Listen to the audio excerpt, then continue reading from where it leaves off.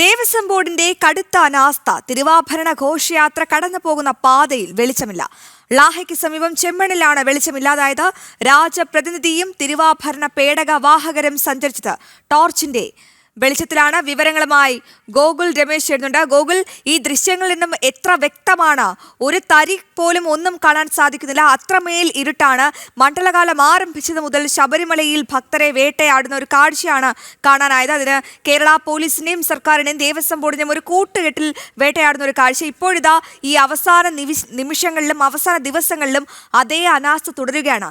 മനഃപൂർവ്വം ഈ ഭക്തരെ ഇരുട്ടിലാക്കുകയല്ലേ ദേവസ്വം ബോർഡ്? എന്താണ് അവിടെ നിന്ന് ലഭിക്കുന്ന ഏറ്റവും പ്രധാനപ്പെട്ട വിവരങ്ങളൊപ്പം ഈ ഇരുട്ട് ഇവരുടെ ശ്രദ്ധയിൽപ്പെട്ടില്ലേ? അവിടെ വെളിച്ചമൊക്കെ ക്രമീകരിക്കാനുള്ള എന്തെങ്കിലും നടപടികൾ, ഒരു ചെറുവിരലെങ്കിലും അനക്കിയിട്ടുണ്ടോ ഗോകുൽ അവിടെ?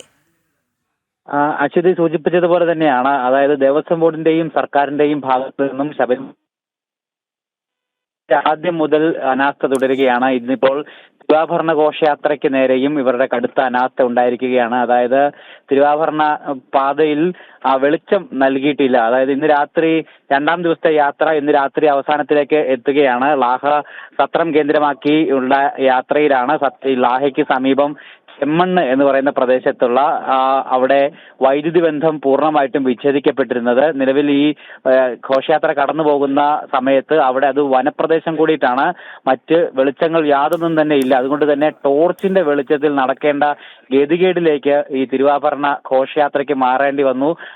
രാജപ്രതിനിധിയും അതോടൊപ്പം തന്നെ ഈ തിരുവാഭരണം വഹിക്കുന്ന ആളുകളും ഒപ്പം അതിനെ അനുഗമിക്കുന്ന നൂറുകണക്കിന് ആളുകളും ഇത്തരത്തിൽ ഇരുട്ടിൽ ഈ മൊബൈൽ ഫോണിന്റെയൊക്കെ ഫ്ലാഷ് ഓണാക്കി ടോർച്ചിന്റെ വെളിച്ചത്തിൽ മാത്രം നടക്കേണ്ട ഒരു സാഹചര്യമാണ്. സാധാരണ KSEBയും ഒക്കെ അവർക്ക് ഉത്തരവാദിത്തമുള്ളതാണ്. ഇതുമായി ബന്ധപ്പെട്ട അവലോകന യോഗങ്ങളൊക്കെ ചേർന്നുകൊണ്ട് തിരുവാഭരണ പാതയിലെ ഒരുക്കങ്ങളൊക്കെ കൃത്യമായിട്ട് അധികൃതർ, കളക്ടർ അടക്കമുള്ള അധികൃതർ വിലയിരുത്തി കഴിഞ്ഞതിന് ശേഷമാണ് തിരുവാഭരണ ഘോഷയാത്ര ആരംഭിക്കുന്നത് തന്നെ. പക്ഷേ അവരുടെ വിലയിരുത്തലൊക്കെ പാളി, അല്ലെങ്കിൽ അതിനെ മനഃപൂർവ്വമായിട്ട് ഇത്തരത്തിൽ ബുദ്ധിമുട്ടുണ്ടാക്കുന്നതിന് വേണ്ടിയിട്ട് വെളിച്ചം ഇല്ലാതെയാക്കി എന്ന് തന്നെ വേണം നമുക്ക് അനുമാനിക്കുവാനായിട്ട്. എന്തായാലും 20 മിനിറ്റിലധിക സമയം അവിടെ വൈദ്യുതി ഇല്ലാതെ അവർക്ക് ഇരുട്ടത്ത് കൂടി നടക്കേണ്ടി വന്നു എന്നുള്ളതാണ് നമുക്ക് മനസ്സിലാക്കുവാനായിട്ട് സാധിക്കുന്നത്. എന്തായാലും കൊടിയ അനാസ്ഥ തന്നെ, കടുത്ത അനാസ്ഥ തന്നെ തിരുവാഭരണ ഘോഷയാത്രയ്ക്ക് നേരെ ഇപ്പോൾ സർക്കാരിന്റെയും KSEBയുടെയും ഭാഗത്തു നിന്നും ഉണ്ടായിരിക്കുകയാണ്. എന്തായാലും ഇപ്പോൾ ആ യാത്ര അവസാനിച്ചിരിക്കുകയാണ്. ലാഹ സത്രത്തിൽ പ്രവേശിച്ചിട്ടുണ്ട്.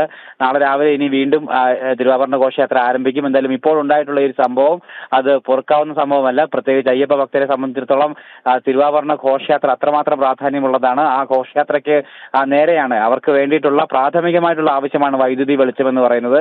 അതുപോലും ഇത്തരത്തിൽ പ്രതിസന്ധിയിലാക്കിക്കൊണ്ടാണ് ദേവസ്വം ബോർഡ് ഈ അയ്യപ്പ ഭക്തരോട് വെല്ലുവിളി തുടർന്നുകൊണ്ടിരിക്കുന്നത്. അശ്വതി, തീർച്ചയായും ഗോകുൽ, വളരെ പ്രധാനപ്പെട്ട വിവരമാണ് ഗോകുൽ പ്രേക്ഷകരുമായി പങ്കുവച്ചത്.